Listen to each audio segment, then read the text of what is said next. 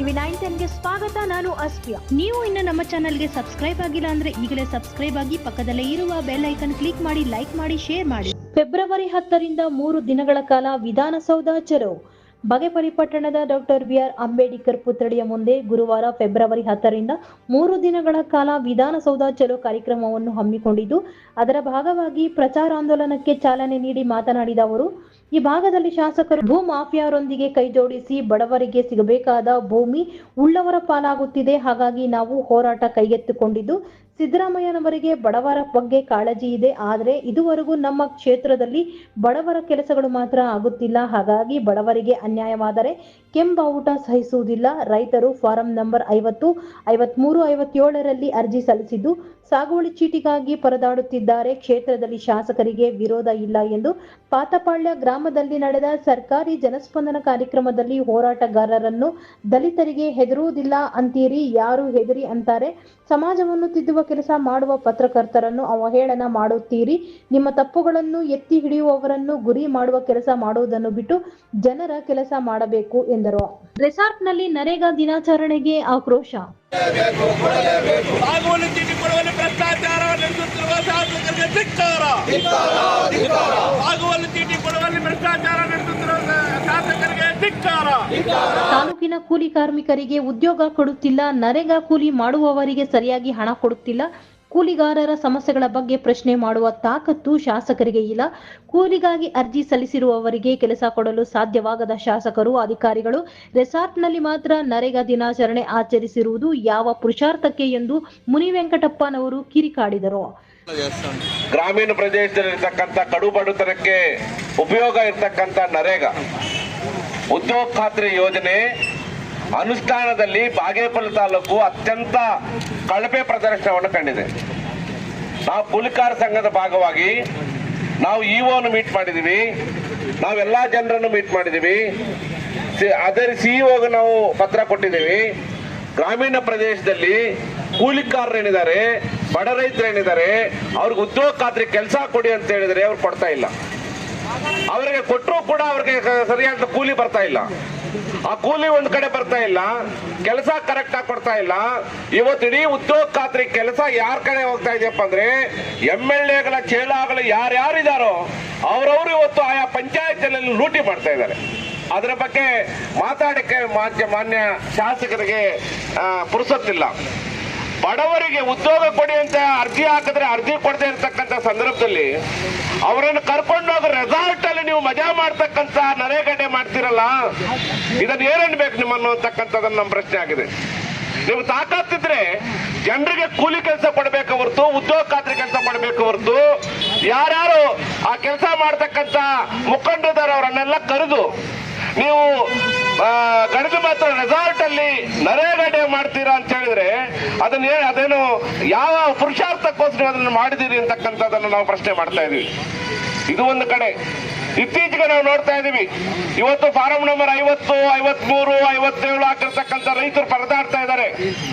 P1, P2 ಮಾಡಬೇಕು ಅಂತಕ್ಕಂಥ ಪ್ರಶ್ನೆ ಇದೆ. ಮಾನ್ಯ ಶಾಸಕರು ಇವತ್ತು ಅವ್ರು ಅಂದ್ಕೊಂಡಿದ್ದಾರೆ ನನಗೆ ಯಾರು ವಿರೋಧ ಇಲ್ಲ ಅಂತ. ವಿರೋಧ ಇಲ್ಲ ಅಂತ ಹೇಳಿ ಇವತ್ತು ಏನ್ ಬೇಕಾದ್ರೂ ಮಾತಾಡ್ತಾ ಇದ್ದಾರೆ, ಏನ್ ಬೇಕಾದ್ರೂ ಹೇಳ್ತಾ ಇದ್ದಾರೆ. ಮೊನ್ನೆ ಪಾತಪಾಳ್ಯದಲ್ಲಿ ಒಂದು ಸಭೆಯಲ್ಲಿ ಮಾತಾಡಿದ್ದಾರೆ.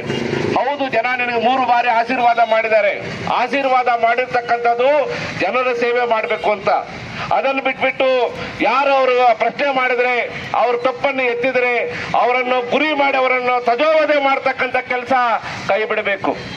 ಇಲ್ಲಿ ನಡೆಯಲ್ಲ ಬಾಗೇಪಲ್ಲಿಯಲ್ಲಿ. ಯಾಕಂತ ಹೇಳಿದ್ರೆ ಅವ್ರು ಹೇಳ್ತಾರೆ ಪತ್ರಕರ್ತರನ್ನು 420ಗಳು ಅಂತ ಕರೀತಾರೆ. ಯಾರು ಹೋರಾಟಗಳಲ್ಲೂ ಚಳವಳಿಗಳನ್ನು ಮಾಡ್ತಾರೋ ಅವರನ್ನ ಅವ್ರ ಬೆದರಿಕೆಗಳಿಗೆ, ದಲಿತರ ಸಂಘಟನೆಗಳ ಬೆದರಿಕೆಗಳಿಗೆ ನಾನು ಬೆದರಲ್ಲ ಅಂತ ಹೇಳ್ತಾರೆ. ಯಾರು ಹೇಳಿದ್ರು ಬೆದರ್ರಿ ಅಂತ? ಯಾಕೆ ಬೆದರ್ಬೇಕು ನೀವು? ಯಾರು ನಿಮ್ಮನ್ನು ಇದು ಮಾಡಿದ್ರು? ಯಾರು ಇಲ್ಲ. ಅಂದ್ರೆ ಇಲ್ಲಿ ಜನರ ಕೆಲಸ ಮಾಡದೇನೆ ಜನರ ಸಮಸ್ಯೆಗಳ ಬಗ್ಗೆ ಒಂದು ಪರಿಹಾರ ಮಾಡ್ಲಿಕ್ಕೆ ಶಕ್ತಿ ಇಲ್ಲದೆ ಇರ್ತಕ್ಕಂಥ ನೀವು ಇವತ್ತು ಯಾರು ಹೋರಾಟ ಮಾಡ್ತಾರೋ, ಚಟುವಟಿಕೆ ಮಾಡ್ತಾರೋ, ನಿಮ್ಮ ತಪ್ಪನ್ನು ಎತ್ತಿ ಪ್ರಜೆಗಳಲ್ಲಿ ತೋರಿಸ್ತಾರೋ ಅವರ ಮೇಲೆ ಇವತ್ತು ವಿಷ ಕಾರ್ತಕ್ಕಂಥ ಕೆಲಸ ಮಾಡ್ತಾ ಇದ್ದೀರಲ್ಲ, ಇದು ಫಸ್ಟ್ ನೀವು ಕೈ ಬಿಡಬೇಕು. ಅದನ್ನು ಬಿಡದೆ ನೀವು ಮುಂದೆ ಹೋಗ್ಲಿಕ್ಕೆ ಸಾಧ್ಯ ಇಲ್ಲ. ಇದು ಬಾಗೇಪಲ್ಲಿ ತಾಲೂಕು, ಹೋರಾಟಗಳಿಂದ ಬಂದಿರತಕ್ಕಂಥ ತಾಲೂಕು. ಹಲವಾರು ಜನ MLAಗಳನ್ನು ನೋಡಿದ್ದಾರೆ ಇಲ್ಲಿ, ಹಲವಾರು ಜನ ಜನಚಳವಳಿಗಳನ್ನು ನೋಡಿದ್ದಾರೆ ಜನ ಇಲ್ಲಿ. ಇಲ್ಲ ಅವ್ರಿಗೆ ಗೊತ್ತಿದೆ ಯಾವ ಸಂದರ್ಭದಲ್ಲಿ ಯಾವ ತೀರ್ಮಾನ ತಗೋಬೇಕು ಅಂತ. ನಿಮ್ ಬಗ್ಗೆನೂ ತೀರ್ಮಾನ ಬರುತ್ತೆ, ಅಲ್ಲಿವರೆಗೂ ನೀವು ಕಾಯ್ಬೇಕಾಗುತ್ತೆ. ಹಾಗಾಗಿ ಇವತ್ತು ನಮ್ಮ ಈ ಒಂದು ಪ್ರಚಾರ ಆಂದೋಲನದ ಉದ್ದೇಶ ಜನರನ್ನು ಜಾಗೃತಿಗೊಳಿಸಬೇಕು, ರೈತರನ್ನು ಜಾಗೃತಿಗೊಳಿಸಬೇಕು. ಇವತ್ತು ಫಾರಂ ನಂಬರ್ 53 ನಲ್ಲಿ ನಮಗಿರ್ತಕ್ಕಂಥ ವರದಿ ಪ್ರಕಾರ 1800 ರೈತರ ಅರ್ಜಿಗಳು ತಿರಸ್ಕಾರ ಆಗಿದೆ. ಅವರು ಬೇರೆ ಯಾವ ಭೂಮಿ ಕೊಡ್ತೀರಿ, ಯಾಕೆ ತಿರಸ್ಕಾರ ಮಾಡಿದ್ರಿ, ನಿಮ್ ಭೂಮಿ ತಿರಸ್ಕಾರ ಆಗಿದೆ ಅಂತ ನೀವು ನೋಟಿಸ್ ಕೊಟ್ಟಿದ್ದೀರಾ? ಯಾವುದೇ ಕೊಡದೆ ಇವತ್ತು ತಿರಸ್ಕಾರ ಆಗಿದೆ. ಮತ್ತೊಂದು ಕಡೆ ಏನಾಗ್ತಾ ಇದೆ, ಇವತ್ತು ಭೂಮಾಫಿಯಾ, ಇವತ್ತು ಯಾರು ರಿಯಲ್ ಎಸ್ಟೇಟ್ ಇದ್ದಾರೆ ಅವ್ರ ಗುಂಪಿಗೆ ನಿಮ್ಮ ಸಪೋರ್ಟ್ ಇದೆ. ನೀವು ಕೂಡ ರಿಯಲ್ ಎಸ್ಟೇಟ್ ಮಾಡ್ತಾ ಇದ್ದೀರಿ, ನೀವು ಕೂಡ ಆಸ್ತಿಯನ್ನು ಲೂಟಿ ಮಾಡ್ತಾ ಇದ್ದೀರಿ. ಹಾಗಾಗಿ ಬಡವರ ಭೂಮಿಯನ್ನು ಕಿತ್ಕೊಳ್ತಕ್ಕಂಥ ಕೆಲಸವನ್ನು ಇಲ್ಲಿ ನಡೀತಾ ಇದೆ. ಅದರ ವಿರುದ್ಧ ಇವತ್ತು ಕೆಂಬಾವಟ ಬೀದಿಗಿಳಿದಿದ್ದೀವಿ. ನಮ್ಮ ಶಕ್ತಿ, ನಮ್ಮ ಹೋರಾಟ, ನಮ್ಮ ತ್ಯಾಗ ನಿಮ್ಗೆ ಗೊತ್ತಿದೆ. ಯಾವ ರೀತಿಯಲ್ಲಿ ನಾವು ಪ್ರಾರಂಭ ಮಾಡಿದ್ರೆ ಏನ್ ಮಾಡ್ತೀವಿ ಅಂತಕ್ಕಂಥದ್ದು ನಿಮ್ಗೆ ಗೊತ್ತಿದೆ. ಹಾಗಾಗಿ ಈ ಪ್ರಚಾರ ಆಂದೋಲನ ಜನರನ್ನು ಜಾಗೃತಿಗೊಳಿಸಬೇಕು. 10, 11, 12 ವಿಧಾನಸೌಧದ ಮುಂದೆ ಸಿದ್ದರಾಮಯ್ಯನವರಿಗೆ ಇವತ್ತು ಸವಾಲು ಹಾಕಿ ಹೇಳ್ತಾ ಇದೀವಿ, ನಮಗೆ ಭೂಮಿ ಕೊಡಿ, ಇಲ್ಲಾಂದ್ರೆ ಕುರ್ಚಿ ಬಿಡಿ ಅಂತ. ಯಾಕಂತ ಹೇಳಿದ್ರೆ ಸಿದ್ದರಾಮಯ್ಯನವರೇ ನಿಮ್ಮ ಸಿಪಿಎಂ ತಾಲೂಕು ಕಾರ್ಯದರ್ಶಿ ಎಂಎನ್ ರಘುರಾಮರೆಡ್ಡಿ ಮಾತನಾಡಿ, ಅನುಭವದಲ್ಲಿರುವ ರೈತರಿಗೆ ದರಖಾಸ್ತು ಸಮಿತಿ ಮೂಲಕ ಜಮೀನು ನೀಡಬೇಕಾಗಿರುವ ದರಖಾಸ್ತು ಸಮಿತಿ ಅಧ್ಯಕ್ಷರಾದಂತಹ ಶಾಸಕ ಸುಬ್ಬಾರೆಡ್ಡಿ ಭೂ ದಂಧೆಯಲ್ಲಿ ತೊಡಗಿಸಿಕೊಂಡು ಹಿಂಬದಿಯಿಂದ ರೈತರಿಗೆ ಕಿರುಕುಳ ಕೊಟ್ಟು ಬೆದರಿಕೆ ಹಾಕುವ ಮೂಲಕ ರೈತರಿಂದ ಅಕ್ರಮವಾಗಿ ಜಮೀನುಗಳನ್ನು ವಶಪಡಿಸಿಕೊಂಡು ಅನ್ಯಾಯ ಮಾಡುತ್ತಿದ್ದಾರೆ. ಮತ್ತೊಂದು ಕಡೆ ಗುಡಿಬಂಡೆ ತಾಲೂಕಿನ ಸೋಮ್ಲಾಪುರ ಗ್ರಾಮದಲ್ಲಿ SC/ST ಜನಾಂಗದವರು ಉಳುಮೆ ಮಾಡಿಕೊಳ್ಳುತ್ತಿರುವ ಜಮೀನಿನ ಹಂಚಿಕೆ ಬಗ್ಗೆ ಖುದ್ದು ಶಾಸಕರೇ ವಿಧಾನಸೌಧದ ಅಧಿವೇಶನದಲ್ಲಿ ಚರ್ಚೆ ಮಾಡಿರುತ್ತಾರೆ. ಅದೇ ಜಮೀನನ್ನು ಶಾಸಕರು ವ್ಯವಸ್ಥಿತವಾಗಿ ಬುಧವಾರ ಸಂಬಂಧಿಕರ ಹೆಸರಿಗೆ ನೋಂದಣಿ ಮಾಡಿಸಿಕೊಂಡಿರುವುದು ಯಾವ ನ್ಯಾಯ ಎಂದು ಸಿಪಿಎಂ ಪಕ್ಷ ಪ್ರಶ್ನಿಸುತ್ತಿದೆ. ಕ್ಷೇತ್ರದ ಬಡ ಜನರ ಭೂಮಿ ನಿವೇಶನ, ಮನೆ ಸಮಸ್ಯೆಗಳ ಪರಿಹಾರಕ್ಕೆ ಫೆಬ್ರವರಿ 10ರಂದು ಬೆಂಗಳೂರಿನ ಫ್ರೀಡಂ ಪಾರ್ಕ್ ಬಳಿ ವಿಧಾನಸೌಧ ಚಲೋ ಕಾರ್ಯಕ್ರಮವನ್ನು ಹಮ್ಮಿಕೊಂಡಿದ್ದು ರೈತರು, ಕೂಲಿ ಕಾರ್ಮಿಕರು ಸಹಕರಿಸಬೇಕಾಗಿದೆ ಎಂದರು. ಈ ಸಂದರ್ಭದಲ್ಲಿ ಸಿಪಿಎಂ ಮುಖಂಡರಾದ Channarayappa, GT Muniswamy, Somashekar, Valmiki Ashwathappa, Ramalingappa, G Krishnappa, Billuru Nagaraju, Muniyappa, Rafiq, G Mustafa ಮತ್ತಿತರರು ಇದ್ದರು. Bureau report Ranagopala Reddy, Bagepalli. కర్ణాటక రాజ్యాంగం కూడా పెద్ద సంఖ్యలో రైతులు, కూలి కార్మికులు భాగవహిస్తూ ఉన్నారు. ఈ యొక్క పోరాటం ప్రముఖ ఉద్దేశం ఏమంటే దాదాపు 30-40 సంవత్సరాల నుంచి భూమిలో దున్నుకొని పంట పెట్టుకొని బతుకుతా ఉన్నట్ల పేద రైతుల భూములన్నీ కూడా మళ్ళీ సర్కారం వాపస్ తీసుకునేదానికి, వాపస్ పెట్టుకునేదానికి వాళ్ళకి భూమి లేకుండా చేయాలన్నట్ల ఉద్దేశంతో రాజ్యంలో ఇట్లా కాంగ్రెస్ సర్కారము వాళ్ళు కూతురుపేటలో రిజిస్ట్రేషన్ చేసుకున్నారంటే ఆవుగా భూమిలో సంపూర్ణంగా SC/ST పేదోళ్ళు ఎవరుండరో వాళ్ళు పొజిషన్ లో ఉండే అట్లా భూమిని వేరే వ్యక్తి దాన్ని రిజిస్ట్రేషన్ మరియు అగ్రిమెంట్లు చేసుకుంటే దానికి ఒక లిటిగేషన్ పెట్టించి మళ్ళీ ఈ ప్రభావ వ్యక్తుల ప్రభావంతో 75 ఎకరాలు కాజేయండారంటే ఇది ఒక్కటేసాలో మన పేద రైతులకు చూపిస్తుంది. మనం వేసుకోండి భూములన్నీ కూడా అంతంగా ఈ క్షేత్రం శాసకులు వాళ్ళ ఫాలోయర్స్ ఎవరెవరు ఉన్నాయో ఇవన్నీ కూడా బెనెనపేటలో పెద్ద పాత కాలంలో ఉండేటువంటి జమీందారీ పద్ధతి, నయా జమీందారీ పద్ధతి సృష్టి అవుతా ఉంది.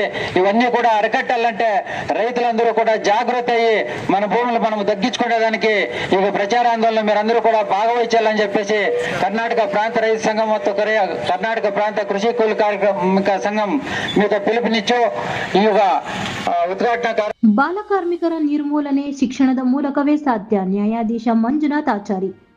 ಬಡತನ, ಅನಕ್ಷರತೆ ಹಾಗೂ ಪೋಷಕರ ಆರ್ಥಿಕ ದುಸ್ಥಿತಿಯಿಂದ ಮಕ್ಕಳು ಬಾಲಕಾರ್ಮಿಕರಾಗಿ ದುಡಿಯುತ್ತಿದ್ದಾರೆ. ಇಟ್ಟಿಗೆ ಕಾರ್ಖಾನೆ, ಸೈಕಲ್ ಶಾಪ್, ಕಲ್ಲು ಗಣಿಗಾರಿಕೆ ಹಾಗೂ ಇತರೆ ಅಪಾಯಕಾರಿ ಉದ್ದಿಮೆಗಳಲ್ಲಿ ಬಾಲಕಾರ್ಮಿಕರನ್ನು ದುಡಿಸಿಕೊಳ್ಳುವುದು ನಿಷೇಧವಿದ್ದು ಅಂತಹ ಸಂಸ್ಥೆಗಳ ಮಾಲೀಕರಿಗೆ ಶಿಕ್ಷೆ ಮತ್ತು ದಂಡ ವಿಧಿಸಲಾಗುವುದು ಎಂದು ಬಾಗೇಪಲ್ಲಿ ಪಟ್ಟಣದ JMFC ನ್ಯಾಯಾಲಯದ ನ್ಯಾಯಾಧೀಶ ಮಂಜುನಾಥ್ ಆಚಾರಿ ಎಚ್ಚರಿಸಿದರು. ಅವರು ಬಾಗೇಪಲ್ಲಿ ಪಟ್ಟಣದ ಕಾರ್ಮಿಕ ಇಲಾಖಾ ತಾಲೂಕು ಕಾನೂನು ಸೇವಾ ಸಮಿತಿ ಹಾಗೂ ವಕೀಲ ಸಂಘದ ವತಿಯಿಂದ ಡಾಕ್ಟರ್ ಅಂಬೇಡ್ಕರ್ ನಗರದ ಕಾಲೋನಿ ಅಂಬೇಡ್ಕರ್ ಭವನದಲ್ಲಿ ಉದ್ಘಾಟನೆ ಮಾಡಿ ಮಾತನಾಡಿ, ಬಾಲಕಾರ್ಮಿಕ ಪದ್ಧತಿ ನಿರ್ಮೂಲನೆಗೆ ಬದ್ಧತೆ ಅಗತ್ಯ ಹಾಗೂ ಶಿಕ್ಷಣದ ಮೂಲಕವೇ ಸಾಧ್ಯ ಎಂದು ಹಾಗೂ ಮಕ್ಕಳು ಬೆಳೆಯುವ ಪರಿಸರ ಉತ್ತಮವಾಗಿದ್ದರೆ ಉತ್ತಮ ಸಮಾಜ ನಿರ್ಮಾಣ ಸಾಧ್ಯವಾಗಕ್ಕಿದೆ. ಮಕ್ಕಳ ಪರಿಸ್ಥಿತಿ ದೇಶ ಕೂಡ ಅಭಿವೃದ್ಧಿ ಹೊಂದಲು ಸಾಧ್ಯ ಎಂದು ನ್ಯಾಯಾಧೀಶರು ಹೇಳಿದರು. ಸೈಡ್ ತಗೋಬೇಕಲ್ವ, ಅವರು ಜನ ಜೊತೆ ಬೆರಿಬೇಕಲ್ವ, ಅದು ಹಾಕ್ಬೇಕು ಅಂದ್ರೆ ನೀವುಗಳು ಏನ್ ಮಾಡ್ಬೇಕು, ನಿಮ್ಮ ಮಕ್ಕಳಿಗೆ ಓದಿಸ್ಬೇಕು, ಚಿಕ್ಕ ವಯಸ್ಸಿಗೆ ಮದುವೆ ಮಾಡಬಾರ್ದು, ಮತ್ತೆ ಕೂಲಿ ಕೆಲಸಕ್ಕೆ ಪಗಾರ ಸಿಗ್ತದೆ ಅಂತ ಹಾಕಕ್ ಹೋಗ್ಬಾರ್ದು. ಮಾಡ್ತೀರಾ ಅದೆಲ್ಲ ಮಾಡಬಾರ್ದಲ್ಲ. ಅದನ್ನ ಒಂದು ಕನ್ಸು ಇಟ್ಕೊಳ್ಳಿ, ಗುರಿ ಇಟ್ಕೊಳ್ಳಿ. ಈ ಚಿಕ್ಕ ಸಣ್ಣ ಮಗಳ ಒಂದು ನೋಡ್ಕೊಂಡು ಅವ್ರಿಗೆ ಒಂದು ಓದೋದಕ್ಕೆ ಒಂದು ಆತ್ಮಸ್ಥೈರ್ಯ ಕೊಡಿ. ಯಾರು ನಿರಾಶರಾಗಬೇಡಿ. ಇರುವಂತ ಒಂದು ವ್ಯವಸ್ಥೆಯಲ್ಲಿ ನೀವು. ಈ ಸಂದರ್ಭದಲ್ಲಿ ತಾಲೂಕು ಕಾರ್ಮಿಕ ಇಲಾಖೆ ವತಿಯಿಂದ ಪ್ರೌಢಶಾಲೆ ಹಾಗೂ ಕಾಲೇಜು ಮಕ್ಕಳಿಗೆ ಪುಸ್ತಕ ಹಾಗೂ ಲೇಖನ ಸಾಮಗ್ರಿಗಳನ್ನು ವಿತರಣೆ ಮಾಡಿದ್ದರು. ಈ ಸಂದರ್ಭದಲ್ಲಿ ತಾಲೂಕು ವಕೀಲ ಸಂಘದ ಅಧ್ಯಕ್ಷ ಎ ನಂಜುಂಡಪ್ಪ, ವಕೀಲರಾದ ಫಯಾಜ್ ಬಾಷಾ, ಕಾರ್ಮಿಕ ಇಲಾಖೆ ನಿರೀಕ್ಷಕರಾದ ಜೆಎಂ ರಾಕೇಶ್, ಜಬೀವುಲ್ಲಾ, ರಾಮಾಂಜಿ, ಶಿವ, ಕಿಶೋರ್, ಹಾಜಿರಾ ಹಾಗೂ ಕಾರ್ಮಿಕ ಇಲಾಖೆ ಸಿಬ್ಬಂದಿ ವರ್ಗ ಹಾಜರಿದ್ದರು. Bureau report Rana Gopalreddy, Bagepalli. ಧನ್ಯ ಆಗುತ್ತೆ, ಹೌದಾ ಇಲ್ವಾ? ಸೊ ಇಂಥ ಒಂದು ಆಪರ್ಚುನಿಟಿಯನ್ನ ಈಗ ಸರ್ಕಾರ ಪ್ರತಿಯೊಂದು ವಿಷಯದಲ್ಲೂ ಕೂಡ ನಿಮಗೆ ಎಜುಕೇಶನ್ ಫ್ರೀ ಕೊಡ್ತಾ ಇದೆ, ಔಷಧಿ ಫ್ರೀ ಕೊಡ್ತಾ ಇದೆ. ನೀವು ಎಲ್ಲ ರಿಸರ್ವೇಶನ್ಸ್ ಅಲ್ಲೂ ಕೂಡ ಎಲ್ಲ ಉಪಯೋಗಿಸ್ಕೊಂಡ್ರೆ ಇವತ್ತು ನಿಮ್ಮಂತಹ ಭಾಗ್ಯವಂತರು. ನೀವು ಆಸ್ತಿಗಳನ್ನ ಮಾಡಬೇಡಿ. ಆಸ್ತಿಗಳನ್ನ ಮನೆ ಕಟ್ಟುವುದು, ದೊಡ್ಡ ದೊಡ್ಡ ಬಂಗ್ಲೆ ಕಟ್ಟುವುದು, ಮತ್ತೆ ಜಮೀನುಗಳು ಕೊಂಡ್ಕೊಳ್ಳುವುದು, ಬೇರೆ ಬೇರೆಯವರಿಗಿಂತ ಪೈಪೋಟ್ ಮಾಡುವುದೆಲ್ಲ ಬೇಡ. ಅದು ಮಾಡಬೇಕು, ಆದರೆ ನಮ್ಮ ಮಕ್ಕಳನ್ನ ಆಸ್ತಿ ಮಾಡಿ